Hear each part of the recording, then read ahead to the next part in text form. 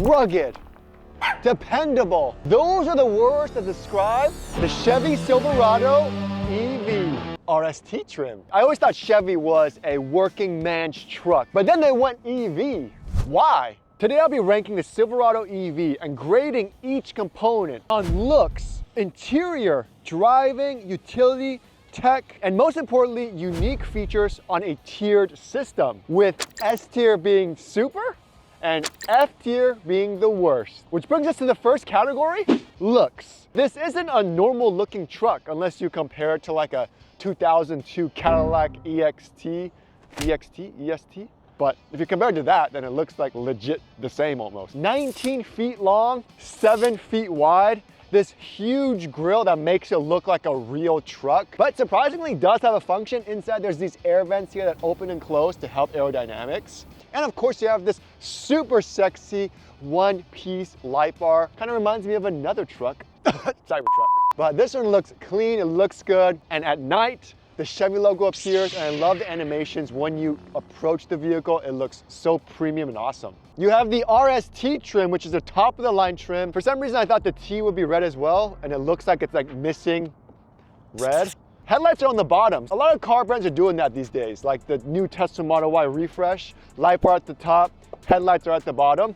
Signal lights are integrated inside of here. There's even like a cool Chevy logo integrated into the side here that lights up at night, so that's awesome. But you have these super massive 24 inches. 9 inches of ground clearance, so it's nice because you have a step up here. And of course, the way you know it's an electric vehicle with Chevy is that the E is blue. So it's Silverado EV, baby. Regular door handles. I'm 6'3". This is on the entry setting, and look how high up it is. You have like this diffuser here. The beauty though is the charge port is located on the right side, which means the right side.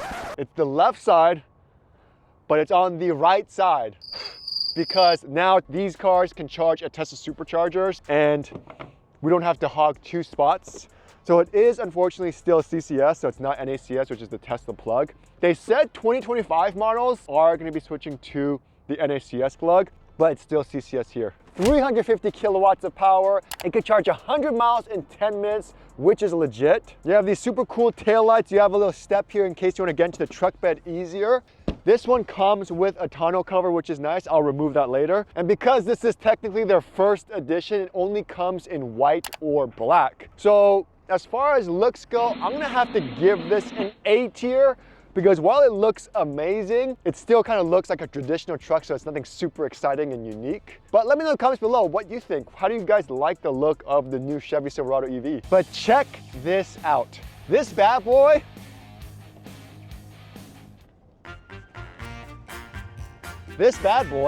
how the heck? Where is the button? It wouldn't be this way, that makes no sense. Hold on, I gotta Google this. How to open Frunk Chevy Silverado EV. Access the e-trunk with the power hood if equipped. Not all vehicles with the power hood have this button. And place it on the fascia will vary, what the heck? So I paid for the powered Frunk, but then this is from the Chevy website. Not all vehicles with the power hood have this button, but to make it even more exciting, placement on the fascia will vary. So it's pretty much saying it could be anywhere. One eternity later. I'm just gonna use my key fob here. Ridiculous. Oh, this is nice. Great amount of storage space here. You have a nice little cargo net. Let's go and remove that. This is a good size Frunk. It's like a mini trunk. You have your charging cable here, lots of storage space. You have cup holders. You have a tire compressor repair kit as well. Looks like you have a drain plug. You also get a little light, and I feel like I don't see that in a lot of Frunk. And you have a 120 volt outlet here as well. So if you want to charge something or power something, you can. Overall, it's a really, really nice Frunk. It's clean, it's deep. It goes all the way in here. Like, look how deep this goes. This is nice. Nice little hooded space. This is pretty good. Now, how do I close this thing? But there's no button.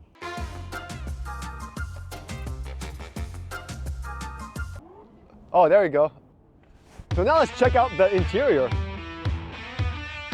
The Chevy Silverado EV doors are huge. The door is this big. Top of the line trim, so you get like accents of red and blue, and then you have like a more sporty interior. The air vents are kind of tacky.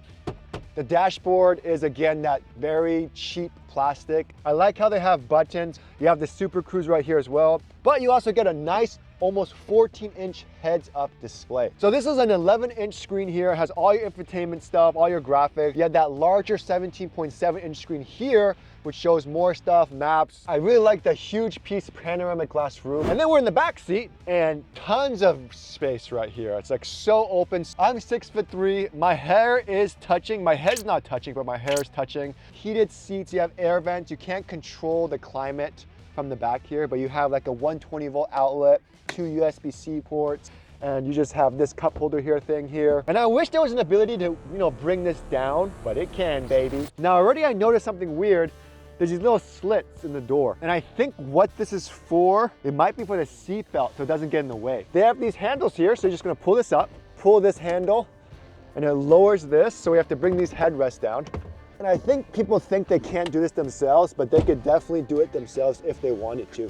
So we're gonna bring these down, and they have this as a safety measure so it doesn't break the glass. Because when you go like this, it's just gonna come down like that. So that's what this is for. And already this pops right off, and you're thinking, what do I do with this glass piece? It goes right in here, like so. You use these pieces to keep it in there as well. So if you wanted to just do this, you can if you wanted to. But then you have this button here, and down it comes. So now it's fully flat, but look at that.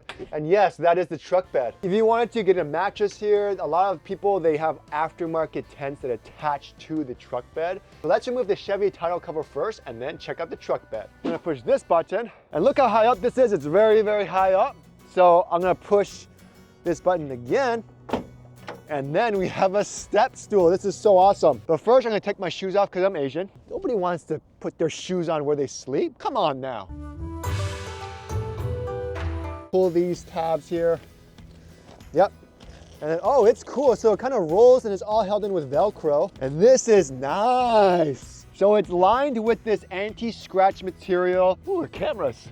2 cameras. 6-foot truck bed. I can lay down flat. Not only that, you could cook here. This is like an ADU right here. Look at all these outlets. You have 4 120-volt outlets.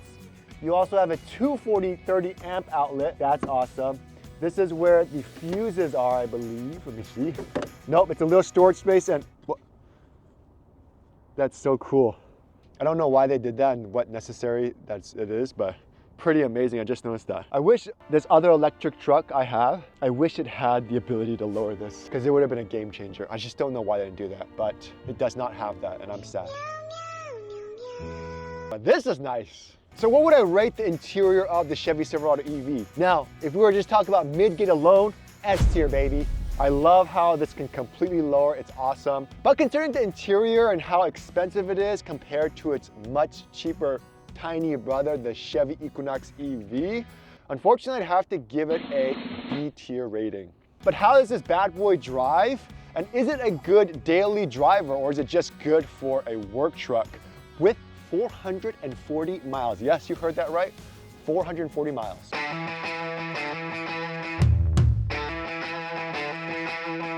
So getting into the Silverado EV feels like you're getting into a truck, lots of visibility. The A-pillar is a little bit on the beefy side, but with the huge side mirrors and all the cameras, it wasn't bad at all. Driving was super easy, it was super smooth, especially with that independent rear steering. I was able to do U-turns so easily. I was able to hug that innermost lane, stay in the lane. The acceleration was good. I like the different drive modes. I like their WOW mode, or their wide open watch mode. It has a lot of power, 0 to 60 in 4.1 seconds, but it is super loud and you can't really change that loudness. You can easily control the regenerative braking. You can turn it off, you can turn it on normal. You can also turn it on high. I had the truck for about a week. I drove it to work, to the gym. I went to Home Depot to feel like a man. Blasted the heater in cold weather, and I still had plenty of range, so I didn't even have to charge the entire time. But with a truck that has over 440 miles, it's a great truck for road trips if you want to use Super Cruise. It's also a great truck to tow up to that 10,000 pound rating because the miles are so much. I just finished Home Depot, and I feel like I fit in a truck. Like everyone has a Chevy or a Ford, and I feel like I fit in. Even though I'm in an electric truck, hell yeah, baby! Woo! That was fun. The Chevy Silverado EV had crab walk mode. I think it's only GMC. They have something called Sidewinder mode, and apparently they're supposed to have it as well, but I can't seem to find it on here. I'm in controls, I did everything, so I don't think they have their Sidewinder crab walk mode, but it's fine because it was a gimmick anyways. So you have all these different modes. You have the My mode where you can customize stuff, steering, suspension, acceleration feel, motor sound. You can go into off-road mode, which is great, and you have towing as well. But could they have at least painted their car color, the color of my car? Because I have a black car. Well, this is clearly a silver or white car. Is it silver or white? I'm serious. I need to know. So is it silver or is it a white car? If you want to control the suspension height, there's like a button on the left side. You can raise it or lower it, and it's slow when it raises. This is like a traditional air slow suspension. But the problem with the Chevy Silverado EV I found is there's no locking differentials on this version. And that's very important, this version, because they have different versions based on what you want. But this one, they have an off-road mode, but I think it just helps increase traction a little bit on slippery surfaces. And then they also have a different version called the Work Truck or WT version. And that one has a whopping 492 miles of range. So with all that, while it is a nice truck, has okay utility, the fact that you have to choose different versions based on what you want, and you can't just have it all in one, makes me give it a B tier rating. But now let's take it down a notch and let's talk about the tech in this futuristic looking Silverado EV. Come on in. So the infotainment, very simple, this exact same. If you drive a Chevy, you know how Chevys are, and it's just a very basic thing. What I don't like is the cameras. I hate that lag. It's so teeny and tiny. You can see the sides of the camera. You can see in the back here. You can look down at your tailgate, which is a nice feature. But luckily this does support Google Assistant. It has the Play Store apps, so you can download certain apps like Waze and YouTube Music and stuff like that. Unfortunately, if you are charging, there's not much you can do while you're charging. They don't have anything else you can do. Let's check My Chevrolet. Is there something that we can do here? And it's so slow. And it's so slow. You can schedule service, that's pretty much it with that. The maps itself is not too bad. This is the thing I don't like. Why do they have tire pressures for it's I mean, I like how they're trying. So that's nice how you can just keep the car on. It does support outlets and stuff. You can even use the Silverado EV to power your house. So if you consider Tesla as S tier, as in the best of the best, I'd have to put the Chevy infotainment system as C tier in the middle. It's not the worst, but it's definitely not up there in the best of the best. As far as cool features go, aside from the simplistic interior, the Chevy Silverado EV, it's a cool truck, man. You have the midgate that can lower so you can camp inside of your truck. You have over 400 miles of range. Power is decent, handling is great, comfort is great. And if you're like me, I use my car as a daily driver. I can go off-roading with it, I go to the gym. You wanna keep this nice new smelling car smelling fresh and good. And I don't know if you guys saw, I love my Drift air freshener. I've had it in my cars for over 5 years. The reason why I love it so much, I hate the fake synthetic smells. This uses all the natural essential oils. And what's great about it is they have two variations. They have the wood variation, they have a stone variation, but I get sick of the same smells, and I like how they have a subscription model where you get a new scent every month. Like I just got one the other day. This one is their Frosted Spruce. It has, I think, hints of winterberry or something. I don't even know what winterberry is. Oh, it smells good. This is the stone scent. The scent actually lasts longer than a month, so I end up having 1 or 2 extra, which is totally fine, so I could put it in my other cars. Smells good, and it's magnetic, so all you gotta do is you remove the old one, you can toss it, it's all like recyclable because it's just wood and rock, and then you put the new one on there. Look how good that looks, and it lasts forever. If you guys are interested, I'll make sure to link it in the description below. Overall, it's an awesome truck, so I definitely give it an A tier rating as far as cool features is concerned. This is where everything changes, right? Because while it is a cool looking truck, 440 miles of range, I think because the battery pack is so big and so expensive, it's not cheap, man. This thing is expensive. Like this one is the first edition build. Starting price, $96,000. Sorry about that. Starting price, $96,000. That's how bad it is, my voice cracked. So for the price, It's a tough cookie to crack, I'm gonna tell you that much. So because of that alone and the price point, I'd have to give it a C tier rating, unfortunately, because it's a little too expensive for someone who's gonna be using it as a working truck. What's going on over there? They probably thought I was driving an EV and it's gonna explode, so the fire trucks are coming over here to save us. So what would I have to give this bad boy? Because this one is very similar to the GMC Denali EV, and I love that vehicle as well. I'd actually choose that one over this one in terms of looks-wise, because I love the looks of that one a little bit more. But they're both trucks, and they're both trucks with lots of miles.